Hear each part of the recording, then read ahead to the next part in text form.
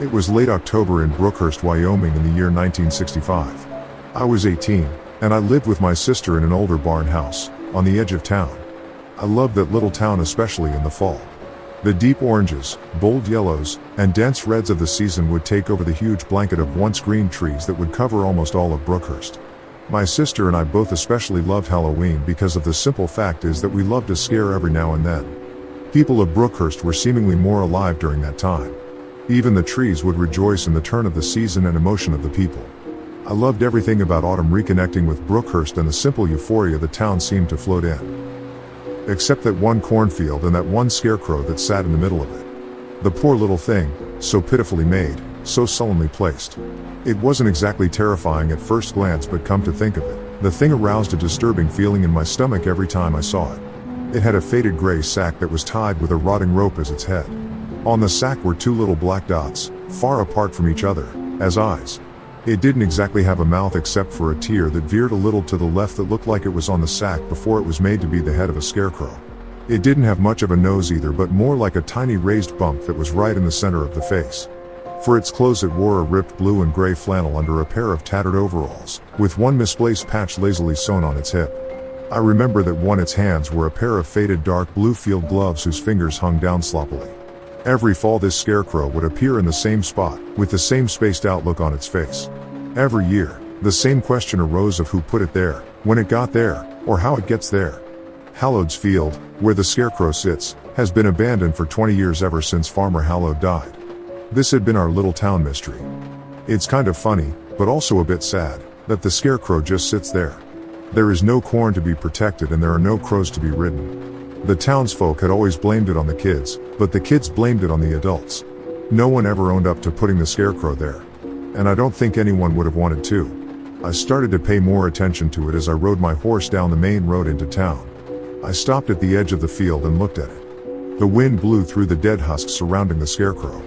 They rustled, but the scarecrow sat unnerved by the wind movement. It began to bother me. I guess it was the horrifying simplicity of its face, but it scared me so much after that moment. I continued and went into the town, satisfied with a newly discovered idea. Ignoring everyone, I finished my errand and started back home. As I rode up the main street, the field came into sight and so did that dumb scarecrow. When I arrived at the border of the street and where the field began, I got off my horse and marched into the field towards sad creature on the wooden stake. As soon as I was a foot away, it smelled a strange scent of sweat and salt.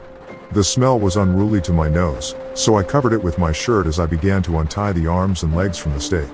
I put the thing under my arm and walked to the rotting barn beside the field. Carrying the scarecrow felt unnatural. It had the weight of a dead dog, almost heavy but not too much. I opened the door to the barn as it revealed the same aroma of the scarecrows. My eyes searched for something useful I could hide away the scarecrow with. They eventually found a loft and a beam that supported a broken part of the roof. I went up the ladder, hoisting the scarecrow on my shoulder, and slammed it down at the base of the pillar. I took out the rope that I bought at the store as my little errand, and tied the thing to the column.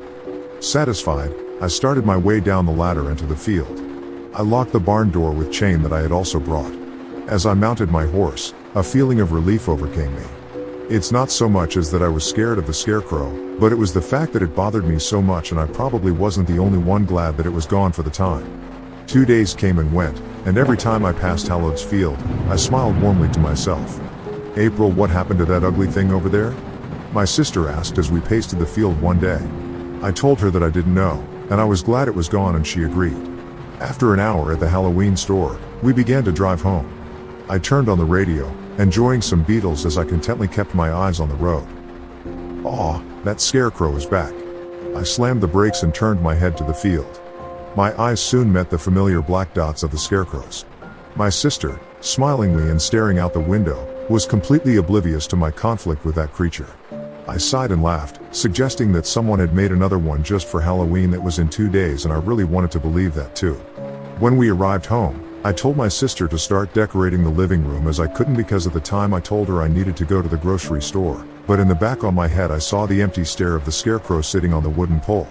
I drove over to the field, an axe in my back seat, my mind being strangely calm and seemingly unaware of what I was planning. I arrived at the field and stormed into the field, the corn husk slapping at my side. I approached the scarecrow and swung the axe, cutting the head clean off.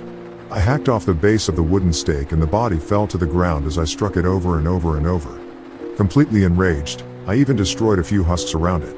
After my episode, my adrenaline stopped and I started towards my car, not even looking back at what I had done. I drove home, flushed of any emotion, and went into my house with a painted-on smile. "Okay, Lucy, let's start decorating." I stormed into the house and clapped my hand, slightly scaring my sister. Then I started to play the Beatles as we hurried around the house hanging ornaments on everything there was. As my sister went to fix up the stairs, the night had set in. After that, we started to clean the house. Around 10 or 11, we started to play a board game, still enjoying the repetition of John Lennon's voice in the song Help. As I rolled the dice, a shrill neigh escaped the barn house. Lucy looked at me with a worried brow and I got up to go see. "Turn down the music," I whispered, and she ran, turning the knob of the record player until the sound mellowed. I stood, staring out the screen door that was pitch black from the night outside. I grabbed a flashlight and the first aid kit and went out the screen door. I ran to the barn, opening the door slowly, trying not to startle my horses. Everything was silent and calm. I ran the light over their legs and faces to check for injury. After a moment of surveying, I started to hear a minuscule suckling coming from behind me. I turned around and flashed the light in the direction of the sound. I heard a little rustle, and I raised the light a bit higher. It revealed a ripped flannel shirt and tattered overalls. Almost involuntarily, my flashlight rose to the thing's face. A faded gray sack. It all happened so fast, but its eyes weren't the painted black dots they used to be. They were different. Instead, they were like black inky beads that rested on top of the surface of the sack. They glistened in the white light of the flashlight. I remember the mouth instead of the harmless little tear. There was a perfect small circle with little blade-like teeth with small drops of blood pooling at the corners. I screamed and it leapt. I dropped my flashlight as I heard scurrying all around as I fumbled in the dark to retrieve my light. Instead of finding my light, I found the butt of my shotgun that I had from 2 years ago when I had to put down my calf. Grabbing that and soon finding my flashlight, I searched for the scarecrow again. I moved the light all around the barn until I came to the window at the very top of the barn. There it was, hooked to the wall, head upside down, with those beady eyes staring at me. From its perfect circular mouth dropped a little tongue that was that of a bat. It twisted its head. It gave me a slow, deep-throated, rolling click before dashing out the window like a spider. I shot at it, thanking God it was still loaded, but no prevail. I began to run to my house before it could get to my sister. Suddenly, John Lennon's voice sang loudly, "Well, shake it up, baby, now." Just as Lucy screamed and the light in the kitchen flickered off. I kicked my screen door open and stood quietly as Mr. Lennon hollered, "Come on, come on, come on, baby, now." My fingers eventually found the light switch and the room illuminated a scene of a very frightened Lucy. The lamp swung harshly back forth as I scanned the room for that thing. From behind me arose the clicking. As I swung around, it landed on the ground next to me and I shot at it, barely skimming the side of its head. It tried to stand up looking like a knotted up marionette. It hulked towards me. Lucy continued to scream as the Beatles played on and I fumbled to reload. It reached for my foot with clumsy fingers and started to pull me, but before it could I joust it with the butt of my gun.